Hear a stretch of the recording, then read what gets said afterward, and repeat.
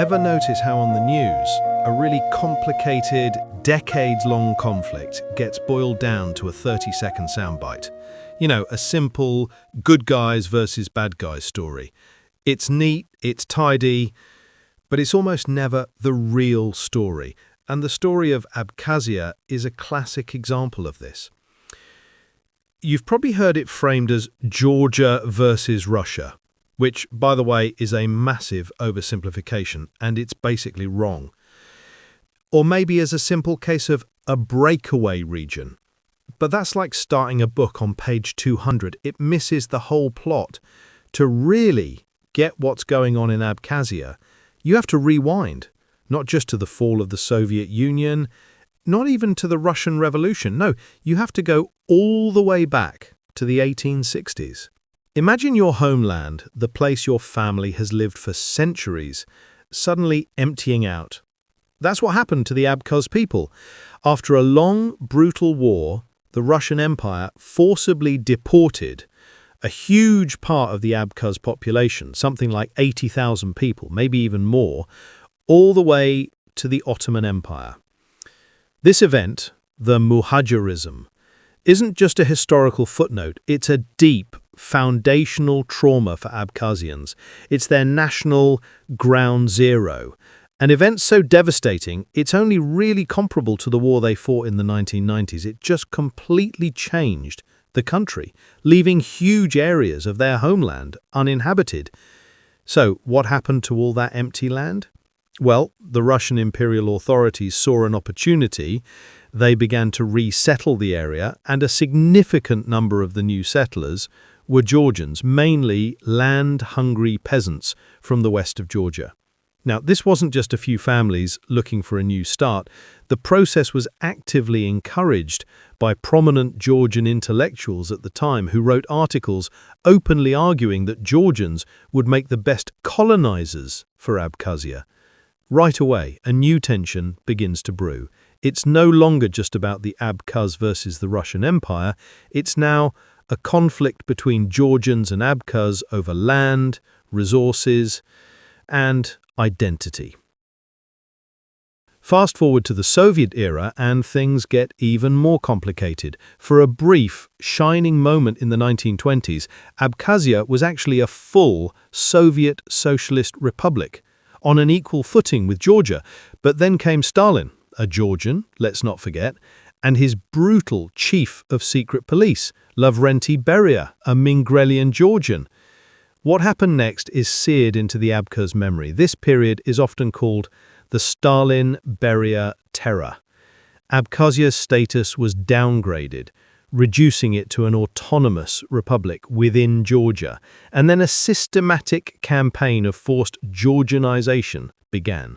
The Abkhaz alphabet was forcibly switched to a Georgian script, Abkhaz schools were closed, and an entire generation of children were beaten by their teachers if they dared to speak their own native language in the classroom. All the while, the Soviet authorities were moving more and more Georgians into Abkhazia, deliberately altering the demographic balance. And the numbers, they're just staggering. Think about this. In the early 1800s, the Abkhaz people made up around 80% of the population in their own land. By 1989, on the eve of the Soviet collapse, they were just 18%. They had become a minority in their own ancient homeland. So, you see, this isn't one single simple conflict. It's a whole stack of them, all playing out on the same piece of land. It's what some analysts call a conflict field. There's the historic trauma of imperial conquest and deportation by Russia. Layered on top of that is the long and painful struggle against Georgian cultural and demographic pressure. And woven through it all is the geopolitical game between bigger powers who've always seen Abkhazia as a strategic prize on the Black Sea coast.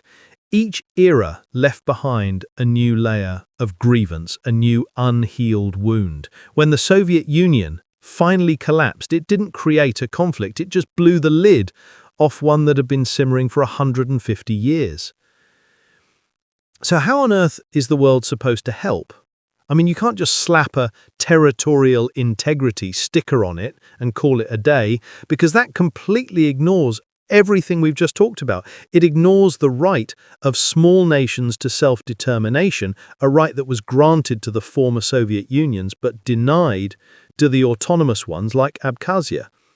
Well, for a moment, it looked like Europe had a genuinely smart idea. Back in 2009, the EU came up with a policy called engagement without recognition.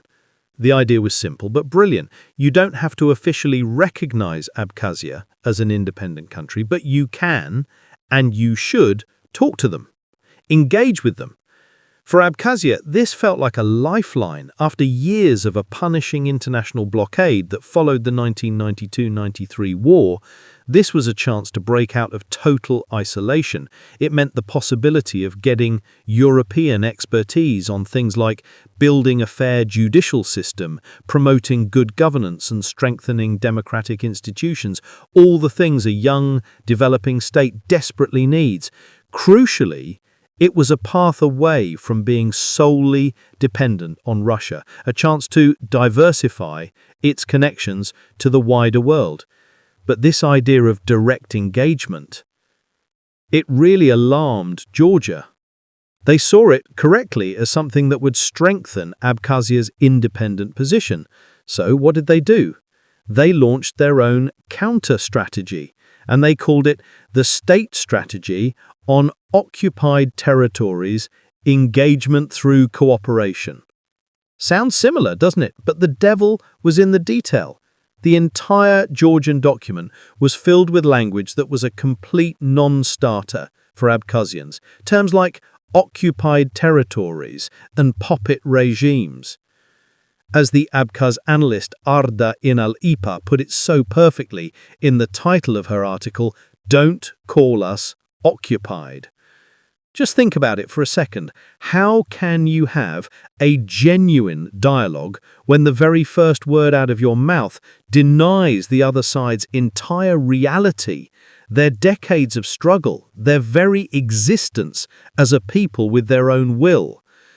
Georgia's strategy wasn't really about engagement at all.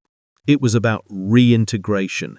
It was an attempt to hijack the EU's initiative and put all contact with Abkhazia under the strict control of Tbilisi. And here's the most baffling part. Europe, for the most part, welcomed Georgia's plan. They largely ignored Abkhazia's reaction to it. And so that promising, nuanced policy of genuine engagement got tangled up and neutralized by a Georgian strategy that was designed to fail. A huge opportunity was missed. So, what happens when that door to Europe slams shut? What happens when the only alternative offered is isolation? Well, you turn to the one door that remains open.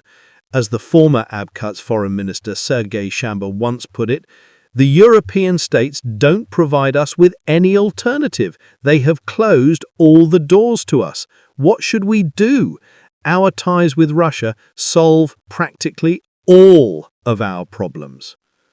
And that's the real tragedy here. By failing to engage properly, by letting a genuine opportunity be spoiled by politics, the West essentially forces Abkhazia into a corner.